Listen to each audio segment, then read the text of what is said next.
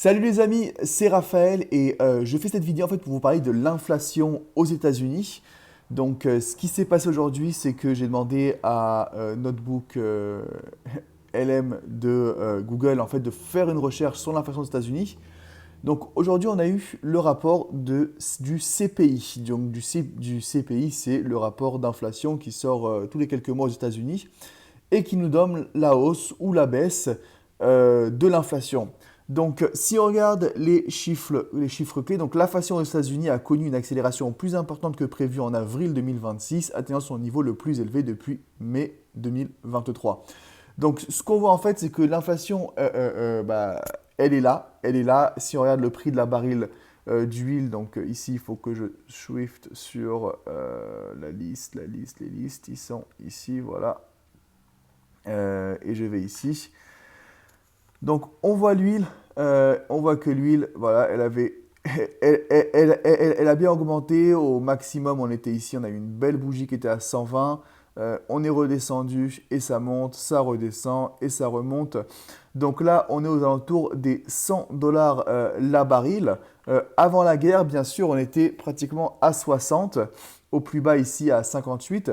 Donc la baril était vraiment la moitié du prix. Maintenant, ces barils d'huile, ça a un impact très important sur l'inflation parce que ça va être les prix de l'énergie, ça va être les prix de l'aviation, ça va être le prix de transportation pour beaucoup de marchandises. Donc ça, c'est déjà par rapport à ça. Donc l'inflation, elle s'est établie à 3,8, dépassant les prévisions des économistes qui pensaient de 3,7. Donc souvent, on se dit, bon, un point 1%, c'est pas énorme, mais dès qu'on accumule ça sur l'année et dès qu'on a des prédictions, donc c'est-à-dire que déjà tout le marché et tous les trillions et les trillions de dollars qui sont dans le marché prennent en compte déjà un changement. Ils savent que l'inflation risque d'être 3,7. Si c'est maintenant 3,8, bah c'est pas pareil.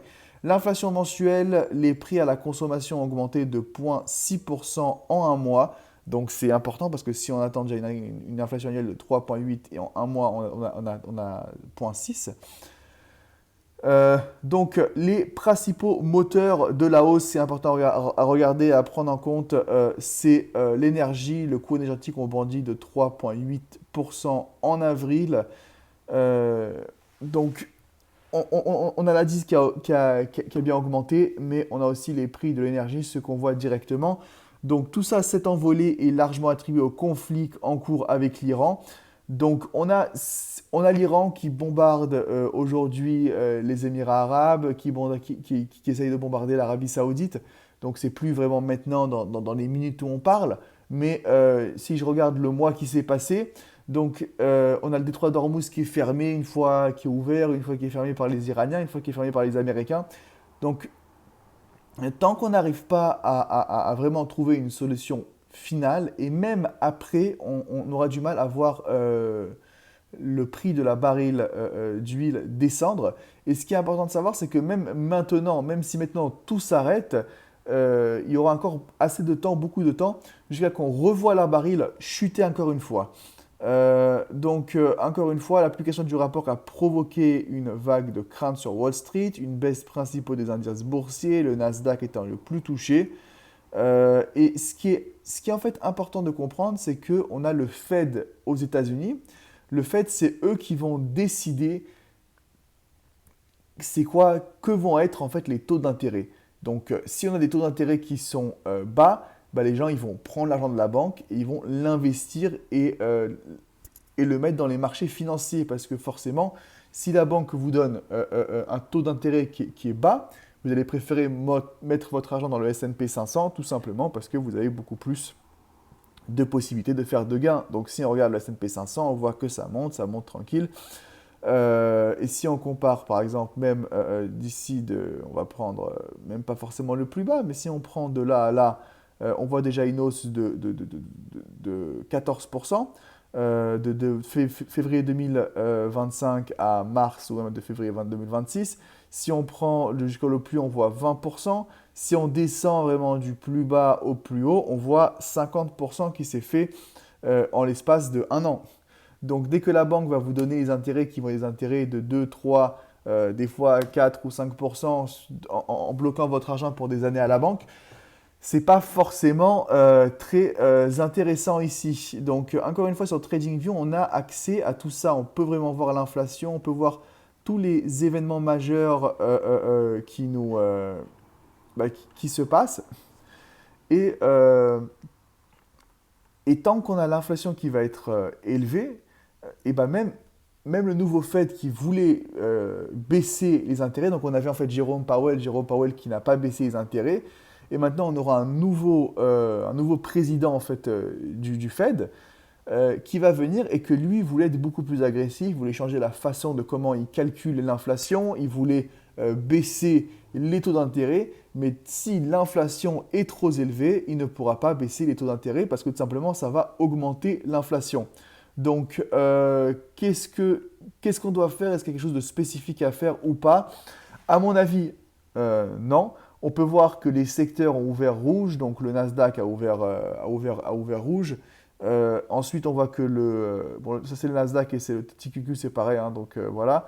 On a le Russell c'est plus, on va dire, les small market cap, donc les compagnies qui sont un peu plus petites.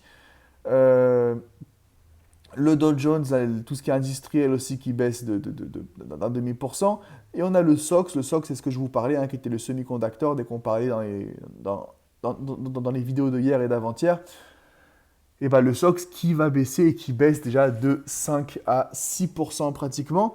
Donc pour le SOX, c'est important. Pour le S&P 500, c'est toujours pas une correction majeure. Donc c'est-à-dire que on n'est pas en train de corriger.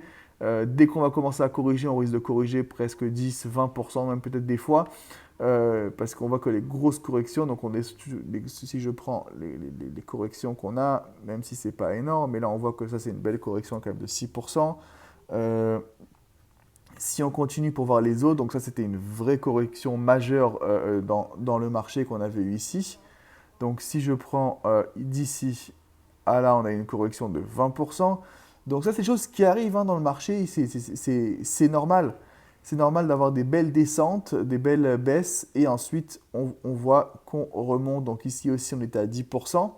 Donc tout ça pour vous dire en fait qu'il ne faut pas forcément être stressé, parce que même si on voit qu'on descend, et on risque de descendre, hein, donc si on prend depuis ici le all-time high, on descend même ici. Donc ça peut faire un peu bizarre. Mais c'est pas la fin du monde. Je pense pas qu'on va descendre de façon aussi agressive, mais on risque de descendre, de retoucher peut-être même ici, on va dire les gaps qui ont été ouverts, aux alentours des 600, des 6600, des 6800, et ensuite revoir une hausse. Donc chaque baisse d'habitude c'est une opportunité. Encore tout ce que je vous dis ici, c'est bien sûr mon avis, c'est pas un conseil financier, pas un conseil d'investissement. Tout simplement, je partage avec vous ce que je vois et ce que je pense. Donc, de façon générale, l'inflation est montée. On n'a pas l'impression que les marchés sont vraiment trop choqués. Oui, ça baisse. Ça baisse de 2% sur le Nasdaq, ça baisse de 6% sur le SOX, qui était vraiment, qui a fait une hausse, qui était, que si je calcule ça de là à là, on a fait combien? On a fait 73%, donc après 73%, descendre 5%, c'est vraiment pas la fin du monde. Si maintenant on va voir vraiment la liste complète, on peut voir qu'on a toujours le Bitcoin qui est sur les 80 000. Donc moi, c'est un niveau qui est assez intéressant pour moi de suivre, c'est les 80 000. J'aimerais bien voir, voilà, on avait les 60, 66, 75, ensuite les 80. J'aimerais bien voir le Bitcoin, moi, rester au-dessus des 82, 83, 84. Mais voilà. Et ce qui est marrant, c'est que même l'or descend. Mais on voit les sociétés qui sont bien sûr un peu plus volatiles, comme Tesla ou d'autres compagnies. On va voir par exemple, à mon avis, on va voir Micron qui doit descendre aussi. Pareil, voilà, Micron qui perd 7%. Est-ce que AMD perd aussi? Je pense que oui. AMD aussi qui descend. Les sociétés qui descend un peu moins, bien sûr, c'est Microsoft. Si je prends la liste un peu plus petite, hop, non, pas celle-là. Mais les sociétés qui descendent un peu moins, ça reste quand même Nvidia. Après, on a d'autres sociétés, bien sûr. Donc, Celsius qu'on a pris hier, elle est toujours. Moi, je pense que je vais pas. L'option court terme, là, je suis pas sûr comment elle va remonter. Ils ont un petit événement, je pense qu'elle risque de remonter pendant l'événement, mais bon, ça, c'est vraiment un petit trade qui, à mon avis, ne va pas réussir. Sinon, je suis sur long terme aussi sur UFO, que je vous ai dit qui est intéressante sur tout ce qui est les roquettes. On a IGV aussi qui était vraiment descendu et qui remonte. Tant qu'on est au-dessus des 89 et qu'on ne casse pas les 89, pour moi, ça reste intéressant. C'est vraiment ici la résistance. Si on arrive à faire un beau support, on a l'impression qu'on a le support qui est en train de se créer. Déjà, avec quelques jours ici, on a le support. On a le volume qui baisse, mais il nous faudra bien sûr un peu plus de volume pour pouvoir monter. ServiceNow, pareil. Si je vais chercher par exemple des autres compagnies comme par exemple Apple, donc Apple, on voit que on reste en hausse. Donc encore une fois, on a des compagnies qui ont vraiment monté. Apple aussi, hein, elle a fait une hausse, mais Apple, je pense qu'elle a vraiment sa hausse qui n'a pas encore été faite, la grosse hausse qu'il y a avec l'IA. Apple n'a toujours pas d'IA, donc on a Siri, on sait que Siri c'est complètement nul pour l'instant. Ils ont fait quelques accords avec des sociétés IA comme OpenAI, avec Perplexity et d'autres pour en fait pouvoir intégrer ces différents systèmes d'IA. On a ChatGPT qui est à l'intérieur, mais bon, il faut à chaque fois utiliser et connecter notre subscription à ChatGPT. Voilà, donc c'est tout pour aujourd'hui. Les petits, voilà, par exemple, ça descend, ça baisse, ça baisse.